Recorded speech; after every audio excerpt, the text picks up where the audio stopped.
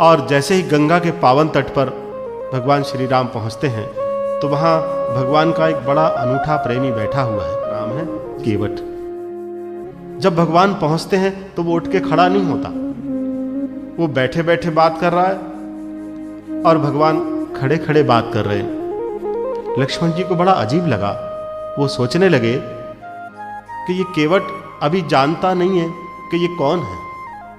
इनकी महिमा को जब जान लेगा तो इनके पैरों पर गिर जाएगा, इनसे क्षमा मांगेगा और जैसा जैसा भगवान कहेंगे वैसा वैसा करेगा। लेकिन वो केवट बैठे बैठे ये कहने लगा, कहूँ तुम्हार मर्म में जाना। तो लक्ष्मण जी को और भी आश्चर्य हुआ, वो चकित भाव से उस केवट को देखने लगे कि ये साधारण सा नाव चलाने वाला केवट ये कह रहा है कि मैं इनके मर्म को जानता हूं, जिनका मर्म बड़े बड़े ऋषि और मुनि नहीं जानते। ये साधारण सा केवट कह रहा है कि इनके मर्म को मैं जानता हूं। ऐसा कौन सा मर्म है भगवान का ये केवट जिसको जानने का दावा कर रहा है? हमारी ऋषि परंपरा ने, हमारे वेद पुराण उपनिषदों ने, हमारे धर्म ग्रंथों ने, हमारी गुरु परंपरा ने हमें ज्ञान और भक्ति के दो मार्ग बताए।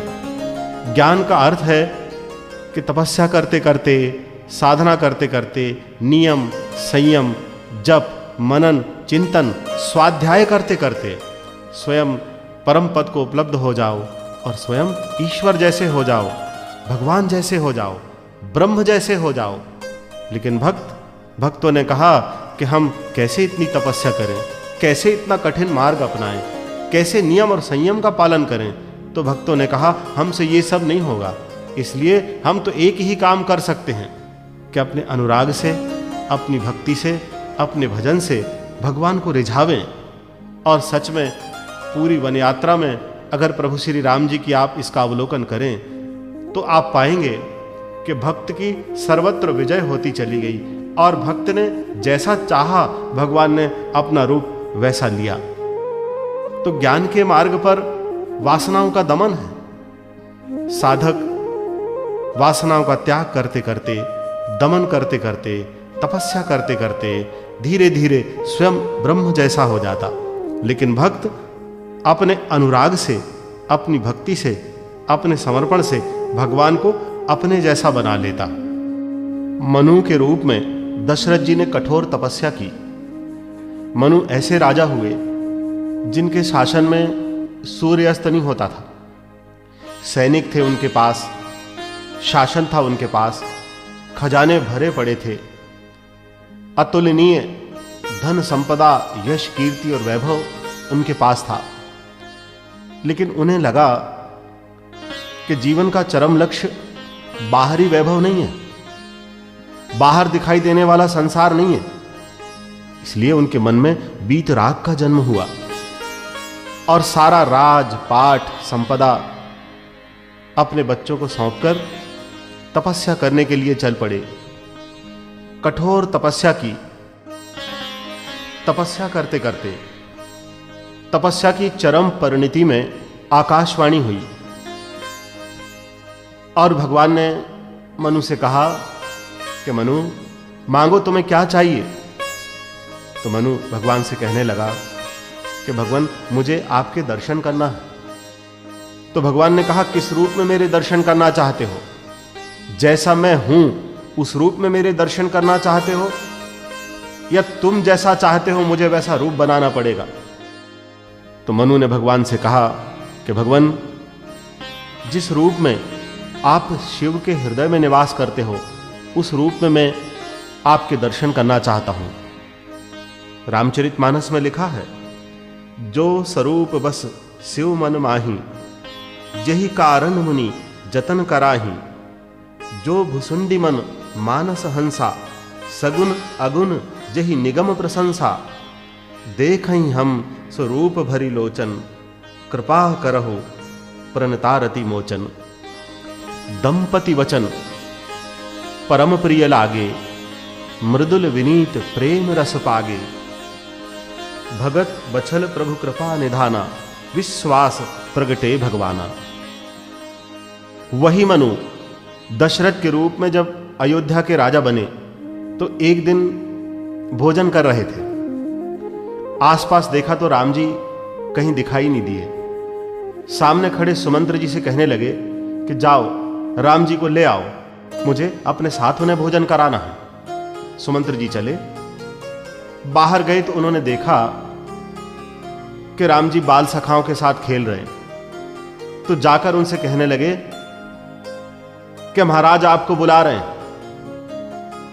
जैसे ही प्रभु श्री राम जी ने सुना कि सुमंत्र जी कह रहे हैं कि महाराज आपको बुला रहे हैं, तो एक क्षण के लिए प्रभु श्री राम जी रुके और मन ही मन सोचने लगे कि ये राजा बनकर मुझे कौन बुला रहा है। तो सुमंत्र जी से कहने लगे कि जाओ और कह दो कि मुझे नहीं आना। भोजन करत बुलावत राजा, नहीं आवत तजी बाल समाजा। सुमंत्र जी लौटकर दशरथ जी के पास गए और उनसे कहने लगे कि वो नहीं आते हैं, उन्होंने आने से मना कर दिया। तब पास में खड़ी कौशल्या माता की तरफ संकेत किया महाराज दशरथ ने और उनसे कहने लगे कि जाओ और तुम जाकर उन्हें ले आओ, तुम्हें मना नहीं कर पाएंगे। कौशल्या माता गई तो देखा कि बाल सखाओं के साथ राम जी खेल रहे हैं। थोड़ी देर तक खड़ी हुई अपलक राम जी की बाल क्रीड़ाओं को देखती रहीं और उनको पकड़ने के लिए गईं। प्रभु श्री राम जी ने देखा कि मैया आ रही हैं तो भागे, थोड़ी देर उन्हें दौड़ाया, छकाया और फिर धूल में गिर गए। कौशल्या अम्बा ने धूल में सने हुए धूल धूसरित भगवान को अपनी गोद में उठाया और ले जाकर दशरथ जी की गोद में बिठा दिया।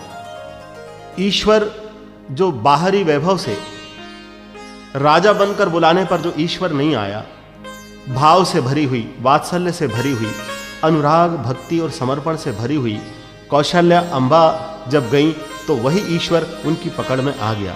ये ईश्वर को भक्त के द्वारा पकड़े जाने का भाव है कि बाहरी वैभव से जो ईश्वर प्रभावित होकर नहीं आया, वो भाव से बंधन में आ गया, अनुराग और भक्ति से बंधन में आ गया, गोद में आ गया।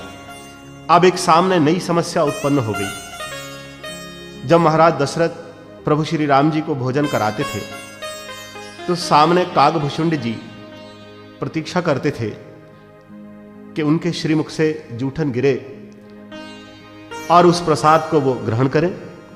उन्होंने देखा कि महाराज दशरथ खुद अपने हाथ से राम जी को भोजन करा रहे हैं तो थोड़े निराश हुए। उन्हें लगा कि आज तो जूठन गिरेगा नहीं और प्रसाद मिलेगा नहीं।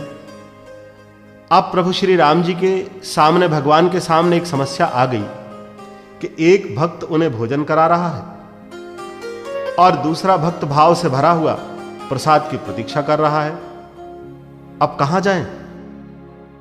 तुलसीदास जी ने लिखा है, भोजन करत चपल चित इत उत अवसर पाई, भाज चले किलकत मुख दधि औदन लिपटाई। हुआ ये कि महाराज दशरथ राम जी को भोजन कराते कराते, स्वयं भोजन करते करते एक समय ऐसा आया कि महाराज दशरथ जी का ध्यान श्री राम जी से हटकर भोजन के स्वाद पर चला गया और उतनी देर में भगवान गोद से उठे और दौड़ते हुए कागभूषुंड जी के पास पहुंच गए। कहने का अर्थ यह है कि इतनी कठोर तपस्या से, इतनी साधना से, इतनी उपासना से, नियम और संयम से जिस ईश्वर को प्राप्त किया, थोड़ा सा ध्यान इधर उधर गया और वही ईश्वर गोद से उठकर चला गया। गिद्ध ने परमार्थ के लिए, परोपकार के लिए अपने पंख कटाए तो भगवान ने उसको अपनी गोद में बिठा लिया। भगवान का दर्शन करने के बाद मोर ने अपना पक्ष गिराया, मोर ने अपना पंख गिराया तो भगवान ने वो पंख उठाकर अपने माथे पर लगा लिया। मोर का पंख भगवान अपने माथे पर लगाए हुए, जटायु को अपनी गोद में बिठाले हुए। मनु और शत्रुपा ने जैसा रूप कहा, भगवान ने वैसा रूप ले लिया। कौशल्या अम्बा तो जब चाहती हैं अपने वात्सल्य से, अपने अनुराग से, अपनी भक्ति से ब्रह्म को, ईश्वर को अपनी गोद में उठा लेती हैं और जब चाहती हैं नीचे रख देती हैं। तुलसीदास जी ने मथुरा में भगवान से कहा कि आप ये बंसी नीचे रख दें और धनुष बाण हाथ में ले लें। तो दया के सागर भगवान ने बंसी को नीचे रख दिया और धनुष को अपने हाथ में ले लिया। बिल्वमंगल जी ने भगवान से यह कहा कि बंसी हाथ में ले लो। तो भगवान ने धनुष बाण नीचे रख दिया और बंसी हाथ में ले ली। ज्ञानी कहता ईश्वर स्वतंत्र है, निर्गुण है, निराकार है, केवल साक्षी भाव है, बंधन से मुक्त है, अनीह है, तटस्थ है, कूटस्थ है। लेकिन भक्त कहते हैं ईश्वर को हमें अपने अनुराग, प्रेम और समर्पण के बंधन में बांधना है। तुलसीदास जी रस्सी में बंधे हुए थे। भगवान आए और उनसे कहने लगे कि तुम्हारी रस्सी काट दे, और ऐसा कहकर भगवान तुलसीदास जी की रस्सी काटने लगे। तुलसीदास जी ने भगवान से कहा कि भगवान रस्सी काटिए मत, खोलिए।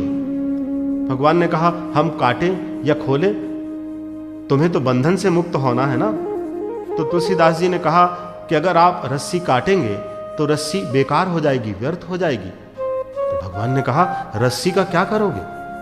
तो तुलसीदास जी कहने लगे कि भगवान जिस रस्सी से अभी तक मैं बंधा हुआ था, उस रस्सी से मैं आपको बांध कर देखूंगा कि आप कैसे लगते हैं। जीव बंधनों में बंधा हुआ है, ईश्वर उन बंधनों से जीव को मुक्त कराता है, लेकिन ईश्वर को भी अपने बंधनों में बांध लेने की अगर किसी में शक्ति है, क्षमता है, तो वो है भगवान के भक्तों में।